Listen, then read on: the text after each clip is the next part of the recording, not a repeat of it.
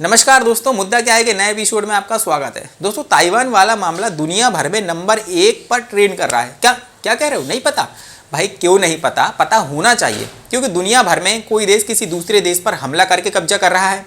जैसे तालिबान को ही देख लो, कर लिया ना उसने अफगानिस्तान पर कब्जा। दूसरी ओर रूस और यूक्रेन के बीच जो वॉर चल रही है, ये मुझे समझ में भी आती है, क्योंकि रूस अपनी सीमाओं को लेकर चिंतित था।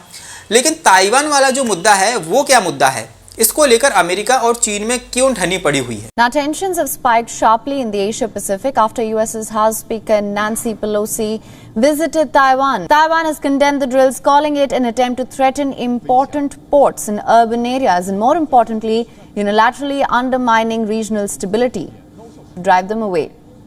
This after Taiwan yesterday confirmed that 27 Chinese warplanes had already entered its air defense zone. अब इसको समझने के लिए आपको 3 पॉइंट आपके माइंड में रखने होंगे। पहला तो ताइवान, दूसरा नैन्सी पेलोसी जो कि अमेरिकी संसद की स्पीकर हैं, और तीसरा जो है आपकी चीन की वन चाइना पॉलिसी। तो आइए अपन शुरुआत करते हैं। देखो दोस्तों, चीन से करीब 160 किलोमीटर की दूरी पर एक द्वीप है ताइवान, जो पहले चीन का एक हिस्सा हुआ करता था, जो कि 35,000 वर्ग किलोमीटर में फैला है। इस द्वीप की आबादी करीब करीब मैं बताता हूँ आपको 2.3 करोड़ के आसपास होगी, मतलब कि 2.5 करोड़ से भी कम की इसकी आबादी है। लेकिन अब सवाल ये है कि ताइवान चीन से अलग क्यों हुआ? इसके लिए मैं थोड़ा सा आपको फ्लैशबैक में ले चलता हूँ। हम सेकेंड वर्ल्ड वॉर की बात करते हैं। अब देखो, सेकेंड वर्ल्ड वॉर के समय चीन की मुख्य भूमि मेनलैंड में चीनी कम्युनिस्ट पार्टी की वहाँ पर सत्ताधारी पार्टी है। जैसे कि चीन की जो कम्युनिस्ट पार्टी थी, वहाँ की सत्ताधारी पार्टी कुओमिंतांग से कुछ लड़ाइयाँ चल रही थी। अब 1949 में माओ त्से-तुंग के नेतृत्व में चीनी कम्युनिस्ट पार्टी जो थी वो जीत गई थी और राजधानी बीजिंग पर उसने कब्जा कर लिया था। उसके बाद कुओमिंतांग के लोग मुख्य भूमि से भागकर दक्षिण पश्चिम द्वीप यानी कि ताइवान चले गए थे। उसके बाद से ही कुओमिंतांग ताइवान की सबसे ताकतवर पार्टी बनकर उभरी हुई है। अब ताइवान के इतिहास में ज़्यादा समय तक कुओमिंतांग पार्टी का ही शासन रहा है, और उस समय कम्युनिस्ट पार्टी की नौसेना की ताकत भाई ना के बराबर थी। इसीलिए जो माओ की पार्टी थी, वो सेना समंदर पार जाकर ताइवान पर अपना नियंत्रण नहीं कर सकी थी। इसलिए ताइवान जो है अपने अस्तित्व में आया था। लेकिन चीन आज भी ये मानता है कि ताइवान उसका हिस्सा है, जबकि ताइवान खुद को एक आज़ाद देश मानता है और वहाँ का एक संविधान भी है और वह अपने आप को स्वतंत्र भी मानते हैं। लेकिन चीन का दावा यह है कि 1992 में, मतलब कि 1952 में, जो चीनी कम्युनिस्ट पार्टी और ताइवान की कुओमिंतांग पार्टी के बीच एक समझौता हुआ था, और इस समझौते के तहत दोनों ही पक्षों का ये कहना था कि दोनों ही चीन का हिस्सा है और वे दोनों ही चीन के एकीकरण के लिए मिलकर काम करेंगे। हालांकि ताइवान की जो कुओमिंतांग की मुख्य विपक्षी डेमोक्रेटिक प्रोग्रेसिव जो पार्टी है, 1992 के इस समझौते को कभी भी सहमत नहीं हो पाई है, और ना ही इस समझौते के पक्ष में रही है। अब साल 2019 की बात करते हैं। साल 2019 में शी जिनपिंग ने एक बार साफ कह दिया था कि वो ताइवान को चीन में मिलाकर रहेंगे, और इसके लिए उन्होंने एक देश और दो सिस्टम का फॉर्मूला भी दिया था।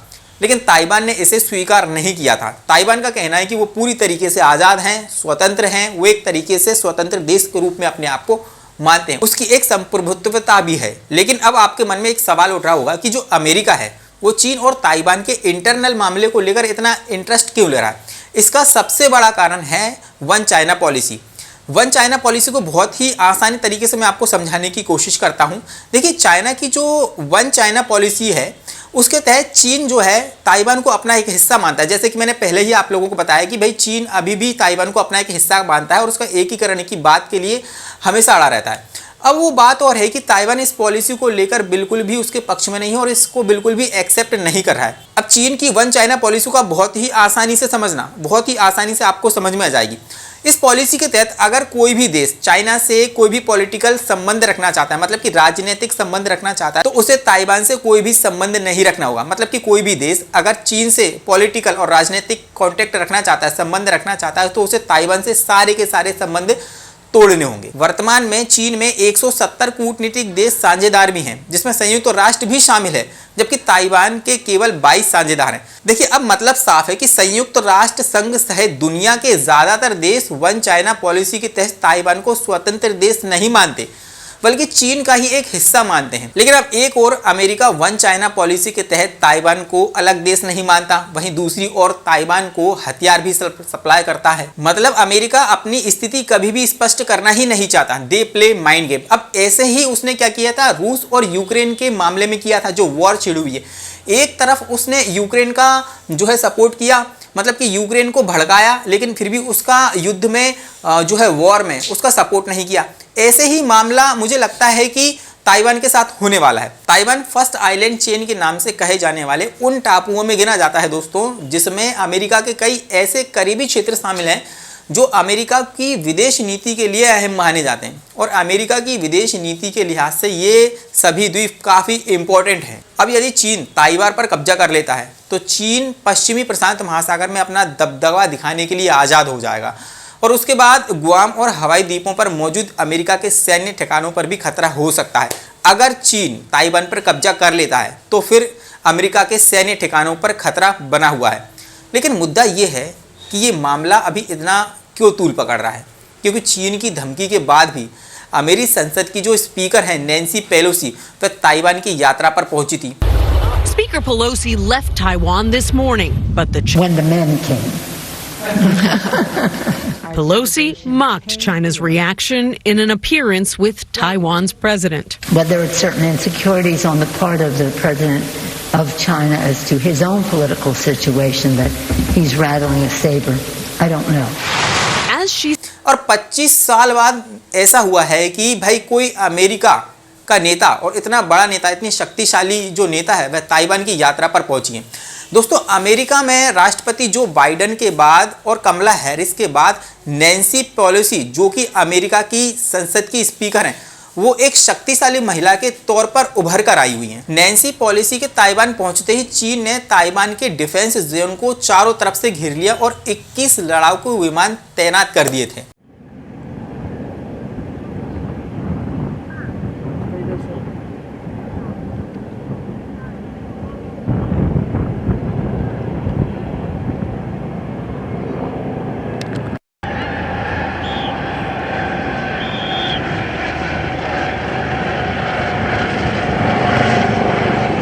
चाइना ने अमेरिका को यह भी धमकी दी थी कि अगर जो है नैन्सी पेलोसी जो है ताइवान की यात्रा करती हैं तो उनके हवाई जहाज को, मतलब कि उनके प्लेन को हवा में ही क्रैश कर दिया जाएगा। ये धमकी चीन की तरफ से अमेरिका को दी गई थी, लेकिन इस धमकी के बावजूद भी चीन कुछ नहीं कर पाया। और दूसरी तरफ अमेरिका अपनी कूटनीति भी तो स्पष्ट नहीं कर रहा ना, अमेरिका को भी अपनी कूटनीति स्पष्ट करना चाहिए।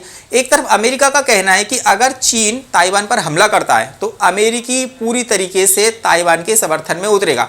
अब इसका सबसे बड़ा कारण क्या है, वो है हथियारों की सप्लाई। अमेरिका कई वर्षों से ताइवान को हथियारों की सप्लाई करता है। वर्ष 2009 से हम 2022 की बात तक करते हैं, हम बराक ओबामा सरकार की बात करें या डोनाल्ड ट्रंप की सरकार की बात करें या अभी प्रेजेंट में जो बाइडेन के सरकार की बात करें, तो कई बिलियन डॉलर के हथियार अभी तक अमेरिका ताइवान को बेच चुका है।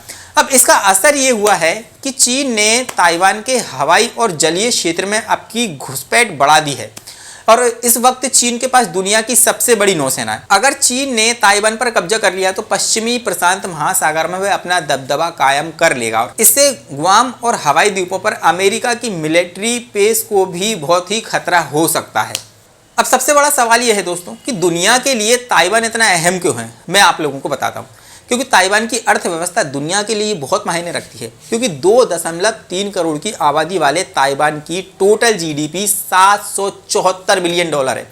और दुनिया में रोजाना जो इस्तेमाल किए जाने वाले जो इलेक्ट्रॉनिक प्रोडक्ट हैं, जैसे कि हम गैजेट्स की बात करते हैं, फ़ोन, लैपटॉप, घड़ियाँ, गेमिंग उपकरण में जो चिप लगाई जाती है ना, वो ज़्यादातर ताइवान में बनती है।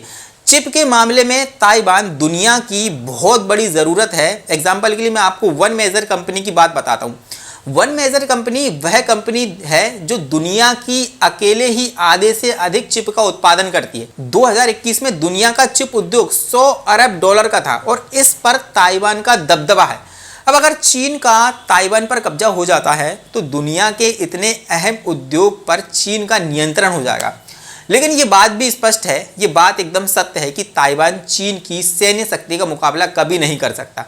चाहे मिसाइल टेक्नोलॉजी की हम बात करें या मिसाइल टेक्नोलॉजी को देखें या नौसेना या वायुसेना को देखें या साइबर हमले को भी हम देखें, तो चीन का मुकाबला करना बेटा हर देश के बस की बात नहीं है। IIS यानी कि international institute of strategic studies के मुताबिक चीन के पास करीबन 20 लाख सक्रिय सैनिक हैं, जबकि ताइवान के पास 1.63 लाख सक्रिय सैनिक ही हैं।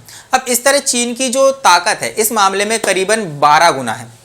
अगर दोनों देशों की भिड़ंत होती है तो ताइवान चीन को रोक नहीं सकता। यहाँ पर अमेरिका भी अपनी स्थिति को स्पष्ट रूप से तय नहीं कर रहा है कि वह ताइवान के समर्थन में उतरेगा या यूक्रेन जैसे युद्ध की तरह पीछे हट जाएगा। अब अगर युद्ध होता है तो भी अमेरिका ताइवान को ज़्यादा मात्रा में हथियार बेचकर अपना फायदा भी देख सकता है। तो दोस्तों ये था ताइवान को लेकर चीन और अमेरिका का जो मामला अभी नंबर 1 पर ट्रेंड कर रहा है वो।